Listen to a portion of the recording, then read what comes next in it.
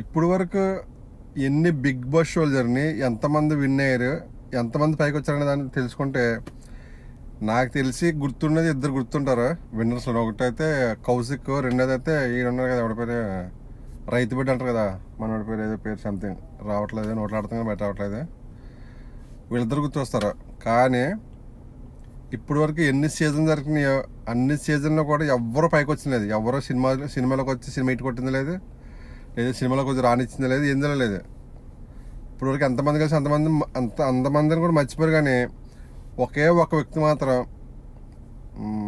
Big boss నుండి పాజిటివ్గా అన్ని విధాలుగా బాగున్నది ఒక శివాజీ గారు ఒకటే. ఎందుకంటే బిగ్ బాస్ రన్నర్ అయిన తర్వాత బయటకు వచ్చి ఒక వెబ్ సిరీస్ తీసాడు. వెబ్ సిరీస్ మీకు తెలిసింది ఎంత పెద్ద హిట్ అయింది అనేది, అంటే అసలు మనం ఊహించుకో, మన చిన్ననాటి జ్ఞాపకాలు అన్నీ గుర్తొస్తాయి.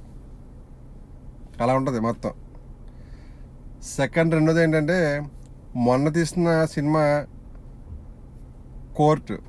కోర్టులో మంగపతి క్యారెక్టర్ ఉంటుంది. నిజంగానే నాకు తెలిసి ప్రతి ఇంట్లో అలాంటి తండ్రి ఉంటాడు. అలా ఉంది క్యారెక్టర్, చాలా అంటే చాలా బాగుంది. ఇప్పటికొచ్చి చాలామంది కూడా బిగ్ బాస్ నుంచి విన్నర్ అయిన వాళ్ళు కూడా, బిగ్ బాస్లో ఫేమస్ అయిన వాళ్ళు కూడా బయటకు వచ్చి కనీసం కనుమరుగైపోయారు. ఎవరు కూడా గుర్తులేదు, ఎవరు కూడా పైకి వచ్చింది కూడా లేదు. కానీ ఒక్క శివాజీ గారు మాత్రమే బిగ్ బాస్ని బయటకు వచ్చి వెంటనే రెండు, ఒకసారి వెబ్ సిరీస్ హిట్టే, ఇటు మంగపతి కూడా హిట్టే. సినిమాలో నిలదొక్కున్నా అంటే ఒక శివాజీ గారు ఒక్కలే. బిగ్ బాస్ నుంచి చాలా వచ్చారు, చాలామంది మా కనబడక నిలబడరు, కానీ నిలబడింది కూడా ఒకే ఒక్కరు, అదే మన శివాజీ గారు. అయితే సినిమా కోర్టు సినిమా అయితే మంగపతి క్యారెక్టర్ పేరు చాలా అంటే చాలా బాగుంటుంది.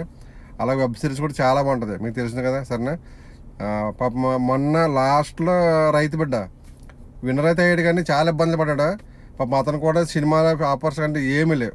చాలామంది బిగ్ బాస్ చాలా ఫేమస్ తెచ్చుకున్నారు, చాలా ఫేమస్ అయిపోయారు. బయటకు వచ్చి అంత ఎంతగా చేద్దాం అనుకున్న వాళ్ళు కనపడకుండా పోయారు.